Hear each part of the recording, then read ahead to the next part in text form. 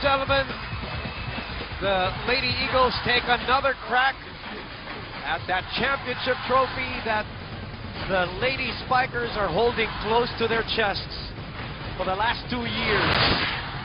And no surprise here for Coach Roger Goriev in the Final Four. He started A. Nakachi, but he's back with the regulars, the Fab Four of the 5, who, by the way, have a 13-1. Yes. Well, they have only won one game in 14 tries against LaSalle as a group. Sila Jem Perez, si Phil, si Z, si Gretchen, at saka si A. Nakachi in their era. Yes. And that was in last year's finals. That's true, and you can probably say that this Ateneo squad hasn't really been that successful, except for that one game that we were talking about earlier. So far, it has been LaSalle all the way in this matchup, like what you said, in this era of the Fab Five. All right, let's point out the obvious, Ian. Yeah. LaSalle is the best blocking team. It has been their weapon this whole year. It's probably the best blocking team that they've had in the last 3 or 4 years. What has Ateneo, what do they have to do? Jem Ferrer has come out and said speed is going to be the key. Very true, Boom. But against a strong blocking team, the obvious and the most important thing is for you to have a strong coverage. Expect all of your hits, all of your offense would face a block, and there you go. Kailangan you try to see kung saan babagsak ang bola and try to cover your attackers. But even though nakakalamang itong De La Salle, like what I said, hindi pwedeng pabayaan ng Ateneo department na yun. If they can get 10, 11 blocks in this game, I think that would be good enough to get a win over De La Salle. Ako, hindi na tayo magkarinigan dito. Grabe, first set, first 2 points. Ian, wow. I will pretend I understood what you said. As Ali Valdez with a power tip to get them ahead here, 2-1. As Gretchen Ho serves set number 1, Ateneo, LaSalle, Ateneo. And the second-year player from Angeles University Foundation drills one home. It's worth a second look. The block was too wide apart. Talagang napakalaki ng gap. Easily, Galang had that wide space to work with. Good serve. Ferrer, it's sent back. Again, Valdez with the second power tip. It's a new facet of this Ateneo offense. Let's go to DLSU's Billy Capistrano right now. Boom, it has been a long way to the finals, but the Lady Spikers are here. Now that the girls are so close to their ultimate goal, let me tell you that they will stop at nothing to achieve it. But in order to do this, they must continue to believe in themselves. Now, one good thing to note about this team is that they push each other beyond their limits and they never stop motivating one another. Now, in today's game, the girls were instructed to do one very important thing: be consistent. They must play good and consistent volleyball, especially against a team like Ateneo. Kung magaling na sila the past game, rest assured, mas gagalingan pa nila today. Boom. Thank you very much, Billy. Going for the third straight, Michelle Gumabaw. And Lazaro lets that fly by for the 4-3 lead for Ateneo. We're noticing, Ian, a new wrinkle in this Ateneo game, or at least in the Eliza Valdez game. 2 successive power tips, or kung tawagin natin naglalaro sa tayo, Ian, lihis. And sometimes it does work against a very strong blocking team. Don't force the issue. Don't go straight forward. Try to adjust. Ella De Jesus trying to hit off the block. By the way, De Jesus comes in early. And speaking of early, Hervasio taking the ball early for a early 5-3 lead for the Lady Eagles in their second trip to the finals. As we check in with Selena Dagdag. Coach Roger does admit that the De La Salle Lady Spikers is a stronger and a more experienced team. However, he does not fret and he remains confident simply because sobrang galing daw at sobrang nag-work hard sila during their practices at sa mga ensayo nila. During coach, they're also brimming with a couple of counterattacks, and just how these plays are gonna go, he smiles and tells everybody to just wait and see. Sa huddle, sa ulit-ulit din ni Coach kung gaano ka-importante ang lakas ng loob tapang at syaga pagpasok sa laban. As he puts it, right from the culmination of the game, I want to see a fighter in all of them. Boom and Ian. Well, it's looking like it, Selena. They're up 5-4. As De Jesus sends it over. Lasal on the attack. That's too low. That's a net block. And the 17,408 people in the arena, in this arena called the Big Dome so far, reacting to every play. Kim Fajardo, early. Everyone.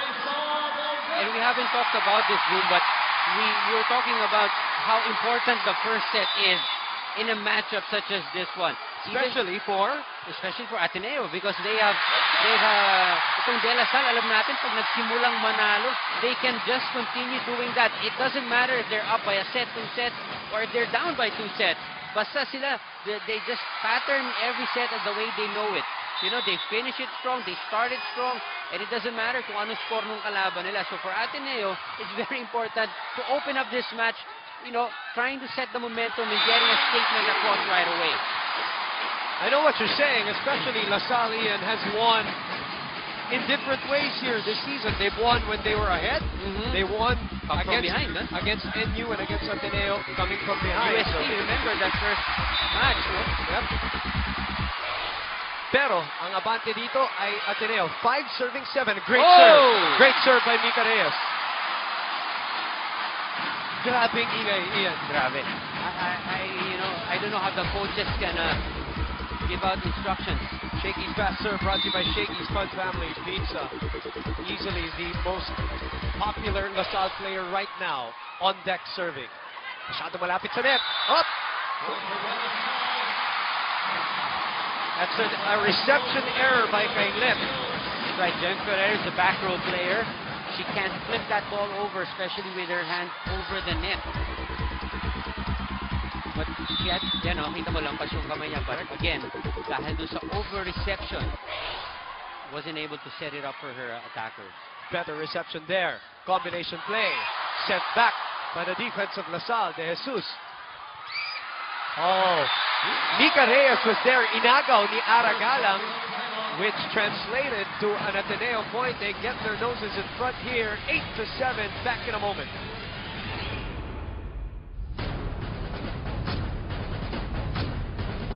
Salamat din sa inyong pagtanaw sa UAP, sa ating mga kaibigan at kapamilya. Dami natin dito. Sa Bacolod, Iloilo, mga Ilonggo. Ayun naman, nakita natin mga kasama natin dito. Jeron Teng, Eleni Villa, who is from Bacolod, by the way. Vice ganda. As we look at some sequences early on, yun yung dalawang lihis na tira ni Eliza Valdez. We are at 8-7. Abante po ang mga naka-asul as Kainglet sends it to the other side. Gumabaw, sets it up. It is Chu. Oh! Single block. No coverage. Well, you can't blame Gretchen Ho for trying, although she was the only one who went up for the block. Sometimes it works to your disadvantage, especially kung hindi inaasahan ng teammates mo that there's going to be just a single blocker going up. Kim Fajardo. Underhand set to Kainglet. Kainglet powers it through. Great dive by Galang. 2 again. This time Ferrer was there. She was ready. Kainglet will try an angle. That's a great cut shot. Hinabol! What an a effort! save from Go Hing! What an effort! Kainglet tries again. LaSalle is back. Kumabaw. Unable to put it away. Go Hing is in pain though because she hit a chair. Look at her. She's trying to shake it off. What an effort. I really don't know how she did it. But what an effort from Go Hing. And I'm sure the crowd appreciates a play like that, and that is why they're here to watch here at the Araneta Coliseum. 17-408. Melissa Go Hing, mga kabatchmate nila Jem Ferrer yan, ha? Oh, what a serve. Pero sinalo ng LaSalle. That's outside. That's out. No touch. No touch. And Ateneo, this is where De La Salle is dangerous. Let's look at this attack first. Ito yung kanina. Yeah, the cut get shot. this. There's going to be a save. Look at Go Hing. Run all the way and She look goes at final into a save. chair. Wow, amazing. And she's been doing that for 5 years for LaSalle already. What a serve. That's the second time he has done it with that kind of a Gervasio has been serving that way for 5 years too. Kuha na Ateneo. The rally's on here. They open to Kainglet. Sent back. I think the coverage is working right now, so that's really a very important thing for Ateneo to keep on doing. Yun! The quick on a scramble. What a smart play by Kim Fajardo, Ian. Changing it up because all the offense has been outside sets, but suddenly look at this running attack. Abby Moraño quickly, no, hindi niya na inantay yung block to set up and close out on her. What a first set, Boom. What a first what set. A showdown so far. Worth every single centavo of that the price of admission of the ticket. Combination play. Oh, it was read very well by Fajardo. Yep. Balik naman dito. Miss hit by Aragalang. And Elisa Valdez will march back in as her team is up by 2. Ito, medyo lihis yung tama sa bola. Malayo yung set sa net, far away from that. She was underneath the ball. Had to adjust in mid-air, and that's so hard to do. I think it was on its way out, though. Chance for Ateneo. They open to Kainglet. Kainglet again with another cut shot. And I can see Coach Roger applauding that move from his veteran Phil Kainglet. From a skill standpoint, Ian, explain how tough that cut shot is. That's so very hard, especially if you're a right-handed player. You're moving away from the ball and just cut that ball with enough spin. Kaya hintayin natin magmadali yan. Kasi hindi tayo makapwesto kagad eh. Pumwesto muna tayo, hindi natin, kailangan siguraduhan yung atake natin. Hindi kailangan tiyambahan o madalian ang atake. Then, ganoon din sa pag-block. Masyado tayo nagmamadali sa pag-abot ng bola. Hindi pa nakapwesto yung spiker, nag-aabot na tayo. Pumwesto tayo, okay? Dito tayo. Dahan-dahan tayo sa spike. Tao-tao lang tayo. 15 years, 7 titles. Coach Ramil going for the 8th. As we see Melo Tunay and some of the Jesse De Leon and some of the UST players. Nico Salva, Carla Aguas, all part of the audience here at the Araneta. Gretchen Ho serving 12, serving 9. Kumpleto tayo dito. Ito, ang ganda yung mga yung mga athletes of other sports, Yes, Ian, they're supporting. here. Balik tayo dito sa laro, bumabaw. Gretchen taking it. Ferrer looking for Phil. Goes for the same shot. Goes for the same shot, but this time came up short. That's right. The difference with that play was the set was far from the net. The harder it is to make that cut shot. Yes. To put that side spin on the ball, very, very hard. But she was going for that same spot, opening. yeah. There's a huge hole there in that zone of the defense of De La Salle. You know, that is hundreds of viewing tape, hundreds of times of viewing tape with the coaching staff. Oh, this time, Mika Reyes read that power tip and he sends it right back. Straight down. It was just, she passed it straight to the waiting arms of Reyes. Look at that. Grabe, elbows Payong. over the net. Payong na payong, oh. Abby Moraño. You know, we almost lost this player to lawn tennis. Abby Moraño. Yeah, I'll tell you the story later. In the meantime, eto muna. Gumabaw. Lazaro. Ferrer. Oh, nice Kainglet. set. Great change-up by Phil Kainglet. The good thing I like about that play is that Valdez will always be a marked lady whenever she goes up. And she was able to at least Draw. At least hesitate, no? Yung blockers. That gave the opening to Phil. And Phil and whoever is going to be in that Ateneo offense should always be ready for those little openings that the De La Salle block would give A them. rare chance ball here. De Jesus. Gohing keeps it high. Gohing just so far amazing in this match. Same effort there by Kainglet and a free ball, Free ball. for the defending champions. Fajardo opens Dalawa. up. Kainglet was there. Oh! And Basha sends it What over. a save! What a save from Play Z. on. Oh! And that's out. Play on. Z Hervasio sends it back with one hand. Wow, the crowd here. Let's look at that. Kainglet keeps it up. Hervasio, one hand, sends it to the other side. Grabe yung save.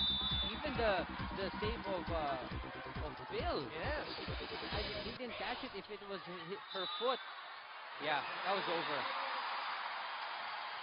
The rule there, Ian, explain to our new viewers. Fajardo was the setter. Nagka-interference si Reyes because look at this. Nasa court na nung kabila. You can't, or there was even a touch, I think, on the net as well. So, hindi mo pwedeng mag-interfere dahil nandun na sa court ng kabila. Sa airspace ng kabila yung bola. Herbacio with coverage. De Jesus. Coverage by Galang. Oh, poor play here for De La Salle. Chance Valdez for Ateneo. waiting. Valdez She running was attack. asking for it. She was asking for it. And Ateneo goes to the technical timeout ahead 16-11. Here at the Big Dome, we'll be back with game number 1 of the finals.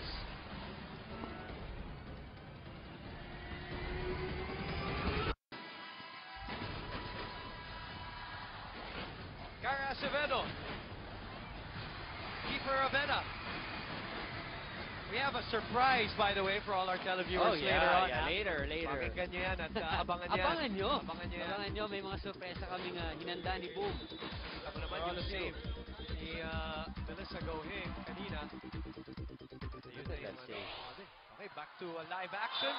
Galang targets the middle and gets a point. 12 will be serving 16. Tingnan natin ulit. The AUF recruit.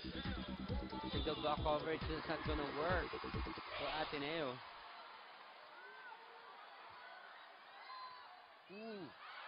Nakita mo na. Pangalawa eh. Nakita mo na. Pangalawa na yun. That was the error she had in her earlier rotation. Another service error for Gumabaw. The minute that ball was sent off from her hands. Jem Ferrer, who cannot believe these are the last 2 or 3 games that they're playing here in the UAAP. Parang kailan lang. And Jem Ferrer was practically the engine that runs this Ateneo offense. Yes. Has played with Herbacio, has played with Kenlet, has played with Valdez in the palarong pambansa. Nung bago pa lang si Valdez. First year si Eliza Valdez sa palarong pambansa. Pangatlong taon na, third year na sila. They were representatives of the NCR. So matagal na magkakasama itong mga to. Hindi lang bagong salta si Eliza dito sa Ateneo. Good serve there from... Good reception. Combination play. Huli ng Lasal. Oh, great reception. Fajardo. Ferrer checks the defense. De Jesus. Nice. Ella De Jesus working her magic. We know her as the elevator. She's been known for those strong hits. This one was really unexpected by the De La Salle defense. And again, nahuli si Mika rin dahil si Valdez medyo naatak ng konti sa gitna. The strategy here for Ateneo is that, and this caught De La Salle by surprise. Valdez is in the position of a middle attacker. Nasa gitna siya, whether it's in offense or in the block. Nalito ngayon, no? Na hindi inaasahan. Na-disorient. Oo, itong De La Salle blockers. Ferrer. Oh. That's too wide. This is the biggest lead, Ian. 7-point lead for Ateneo. Liza Valdez on deck serving. Nika Esperanza will come back for Kim Fajardo. Great strategy from the veteran coach, Roger Gurriel. Alam mo ba kung paano nagsimula pala mag-volleyball ito si Valdez? Kala ko si Coach Roger. Si Valdez. Si Eliza Valdez. Nung bata siya, kasama niya mga kapatid niya, older brothers, 2 older brothers. They were playing basketball. Yun ang unang sport nila. When they tried playing volleyball, napaluan siya sa muka. Oh. And for some people, pag napaluan ka sa muka, ayaw mo na maglaro. ba? Siya, nagustuhan niya. Oh, what a block! And then, doon na nagpatuloy. Parang mula nun, nagustuhan niya yung gusto niya makabawi. Yung lasa ng bola. At sabi niya, yun yung kanya, sabi niya yun ang naging turning point daw kung paano siya natuto mag-volleyball around grade 4 nung nagba-basketball siya with the brothers and then grade 5. The lead is down to 6. That's out. No touch from the block. That was a miss hit from Z. She doesn't hit that way. And she's saying sorry. But De La Salle, remember, although this is a 5-point lead, Boom, you cannot take them for granted. Not at all. Sabi ko nga, they play the same way. Whether they're up, down, by 2, 10 points, it doesn't matter to these girls. they were behind against National University in that second set in the Final Four match when they came back. Ateneo, though, still with a 5-point lead. Oh! De Jesus has been delivering. Kanina pa yan, boom. Those aren't patented hits coming from De Jesus. These are makeshift, let me call it that way, makeshift shots. See, not the full swing, not the regular power she puts into each shot that she makes. 3 points in this first set for De Jesus, kasamang iyan. Mm-hmm. 3 valuable points off the bench. See, Great the coverage. The coverage of Ateneo has to work double time. Correct. Oh! Always against LaSalle. That's right. Any Always. team, for that matter. Yes. Oh, dangerous time here for De La Salle, boom. Kaya naghatak na si Coach Ramil at ipinasok si Sid Nemesilo muli. Wedge 2. Upo muna. Ella De Jesus back on deck serving 22-15. The ladies in blue looking good here in the first. They're looking prepared. Ian. Barely over the net. Ferrer sets up film. Pikit yan. Pikit yan. For those who don't know, once it hits the antenna, that's already an infraction. Maraming nanonood sa atin for the very first time. Kasama Ian, so pinabati namin kayo. Hopefully this first experience with watching volleyball will be a good one for you guys. Huwag nyo na kami pansinin. Huwag nyo na kami pansinin, Ian. Inaantay ko na yun. Kung di mo sinabi, susundan ko eh. Huwag nyo na kami pansinin. Minus the 2 voices you're hearing at the moment. But these 12 girls right now are putting on a tremendous show. Oh, that's not gonna... Uy! Oh, Kainlet guilty, or was it Gretchen guilty for that net touch? Ito, De La Salle making a run right now. Right, you're right. 17 serving 22. Remember, Esperanza was pulled out. Ito, nakabalik na naman. And after she came in, De La Salle has scored 3 straight points. Oh, checked. Kainlet. That's out. That's 3 straight points for LaSalle. Coach Roger will call a timeout. And let's listen in as LaSalle is only down by 4 now. Sabi ko siya, pag dumikit yung bola sa net, kunin mo lang doon sa ibabaw, patukin mo lang na gano'n, kaya mo naman sa talunan yan eh. 3 puntos sila, 3 error natin yun. Ha? Iwasan yung error, para mamatay. Kunin mo agad sa power. Yan, yung pagmamadali. Ang offensa mo lahat, nandito eh. Hindi natin na-distribute doon eh. Pwedeng kung sa likod itong magrami.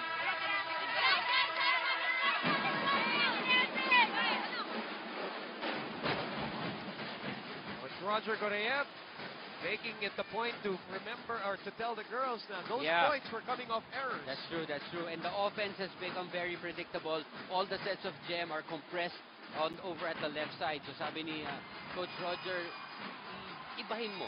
Bigyan mo ng ibang place yung inyong attackers. Mika Esperanza, who started for LaSalle, back here. Ferrer. Ayun, iniba. Liniko kayo. See? Again, right after that timeout, they change up the play. Didn't go to the usual left-sided attack. They score a point.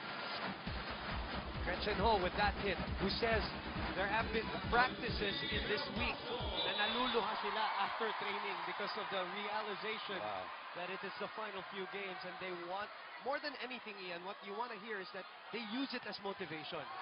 They use it as motivation to win. And right now, they are at set point. In the very important first set. In a very important first set without Elijah Valdez on the floor. So they're reserving Elijah Valdez. Budgie Bar. Oh, Bar sa saya. Set point for Ateneo. Wow, this serves from Z. Parang umiba, no? May extra siyang, I don't know if it's an extra move from, or she probably picks up the ball much later than from the usual height she does it the other times or the previous times. Everybody having a ball Masaya. here. Hindi masaya para sa LaSalle. Sa ngayon. Abante ay 5, Kainglet, itinapik sa kabila. The setup. And a touch at the net. Nevertheless, De Jesus could not handle the Galang attack anyway. And the lead is still at 4. They are on the edge of getting the first set, talking about Ateneo, but Hanggat hindi pa tapos. Ateneo out has of the woods, yeah. only 2 attackers. Ayan, nalito na. And a chance again for LaSalle, pero 3 ball. Oh, that was bad. Good coverage. Oh, masyado malapit sa net. Coverage Oh, by look at Gretchen Hall. Gretchen. They send it back. Chance for LaSalle to cut into this 4-point lead. Galang. Lazaro pops it right back up. Gainglet puts it away! And puts the first set away! The Lady Eagles get in front in game number 1. 25-20 with Eliza Valdez not even doing a On the lot of floor, yeah. heavy lifting for Ateneo. That's true. Good observation, Drew. Para talagang pinahinga muna nila sa first set si Eliza, but somehow, Ateneo, not relying on their number 1 scorer, get that win in the first. Second set promises to be a dandy. Come back with us here on Studio 23. We also have a surprise for all of you. Hang on.